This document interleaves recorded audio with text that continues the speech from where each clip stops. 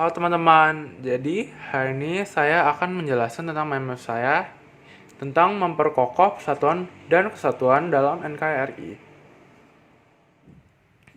Pertama-tama, kita akan membahas tentang makna. Pertama adalah persatuan. Persatuan secara sederhana dapat kita artikan sebagai gabungan, yaitu adalah sebuah ikatan, kumpulan, dan sebagainya. Yang kedua, kita akan bahas tentang bangsa.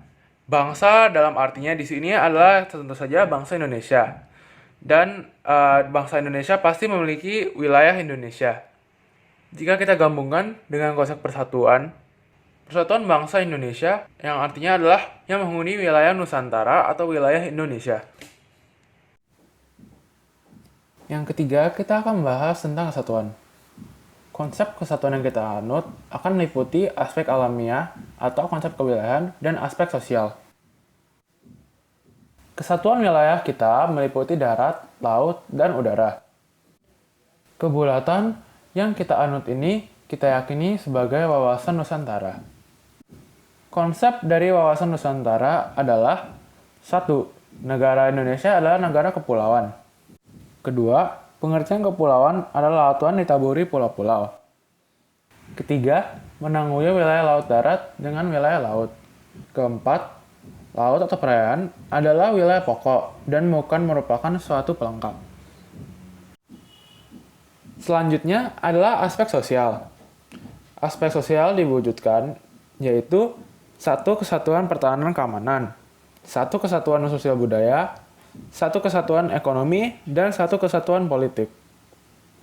Selain aspek sosial dan aspek kewilayahan, kesatuan juga meliputi aspek ekonomi, aspek ideologi, aspek politik, aspek budaya, aspek sosial, aspek pertahanan, dan aspek keamanan. Selanjutnya adalah integrasi nasional. Artinya, integrasi yang terjadi di dalam tubuh bangsa dan negara Indonesia. Faktor-faktor integratif bangsa Indonesia yang berlaku sebagai perekat persatuan antara lain adalah Pancasila, UUD 1945, Sang Saka Merah Putih, Lagu Kebangsaan Indonesia Raya, Bahasa Indonesia, dan Sumpah Pemuda. Konsep yang kelima adalah nasionalisme. Nasionalisme adalah paham yang menganggap bahwa kesetiaan tertinggi atas setiap pribadi harus diserahkan kepada negaranya. Hal ini berbeda dengan konsep keenam yang adalah patriotisme. Patriotisme adalah sifat sudi berkorban demi negara. Ciri-cirinya adalah cinta tanah air, rela berkorban untuk kepentingan bangsa dan negara, menempatkan persatuan kesatuan, serta keselamatan bangsa dan negara di atas kepentingan pribadi dan golongan, dan lain-lain. Selanjutnya, kita akan membahas kehidupan bernegara dalam konsep NKRI. Pertama-tama adalah dari pembukaan UUD 1945 yang berada di dalam pasal 1 ayat 1, pasal 18 ayat 1, pasal 18B ayat 2, pasal 25A, dan pasal 37 ayat 5. Dalam pasal 1 ayat 1, isinya berbicara tentang kesatuan Republik Indonesia. Dan dalam pasal 25A adalah tentang Nusantara yang mencakup politik, hukum, dan lain-lain. Selanjutnya, kita akan membahas tentang keunggulan. Keunggulan pertama adalah negara kepulauan. Walaupun kita negara kepulauan, kita tetap dapat bersatu, meliputi dari semua suku, bangsa, daerah. Selanjutnya adalah keunggulan yang menurut dari Dadang Sundawa. Menurut Dadang Sundawa, keunggulan kita adalah Indonesia memiliki alam yang indah, juga wilayah yang sangat luas. Indonesia juga memiliki titik ramah yang baik. Bangsa Indonesia memiliki semangat Sumpah Pemuda dan memiliki konsep wawasan Nusantara. Bangsa Indonesia memiliki keanekaragaman sosial budaya yang begitu banyak. Indonesia juga memiliki jumlah populasi penduduk yang cukup besar. Selain itu, Indonesia juga mempunyai satu keajaiban dunia, yaitu Borobudur. Menurut Danang Sundawa, Indonesia memiliki tanah yang subur dan kaya akan sumber daya alam. Yang ketiga, kita akan membahas tentang faktor pendorong dan penghambat persatuan dan kesatuan. Faktor pendorongnya salah satunya adalah Pancasila yang menjadi pedoman hidup bangsa Indonesia. Kemudian adalah Sumpah Pemuda yang menyebutkan bahwa bahwa kita umat-umat Indonesia adalah satu tanah air Indonesia, yang artinya adalah satu bangsa Indonesia yang memiliki satu bangsa, yaitu adalah bahasa Indonesia.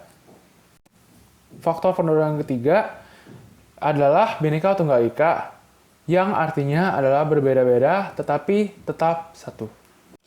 Setelah membahas faktor pendorong, kita akan membahas tentang faktor penghambat. Faktor penghambat yang pertama adalah melemahnya nilai budaya bangsa.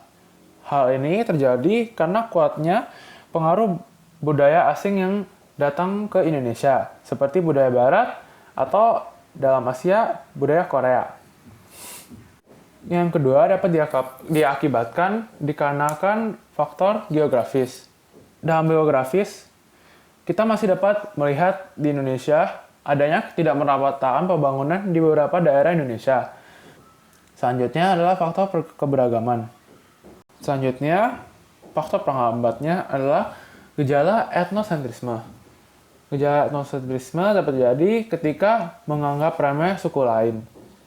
Hal ini berkaitan dengan faktor penghambat keberagaman yang dimana adanya perasaan kedaerahan. Mereka akan menganggap bahwa daerah mereka itu jauh lebih baik daripada suku lain. Yang keempat, yang terakhir adalah perilaku menunjukkan sikap menjaga keutuhan NKRI. Perilaku yang dapat kita tunjukkan adalah saling tolong-menolong antar masyarakat Indonesia. Tidak memasangkan kehendak dalam lingkungan apapun seperti keluarga, sekolah, masyarakat, dan lain-lain. Tidak membeda-bedakan. Kita ini semua bangsa Indonesia. Seharusnya kita tidak rasis terhadap sama kita sendiri. Kita harus menghargai orang lain. Jika ada suku lain yang sedang beribadah, contohnya, jika ada suku lain yang sedang beribadah, kita harus menghargai mereka. Kemudian, kita harus dapat hidup rukun. Hidup rukun dapat kita langsungkan terlebih dahulu dalam lingkup yang kecil, yaitu mulai dari lingkup keluarga, mungkin setelah itu RT, kemudian masyarakat luas.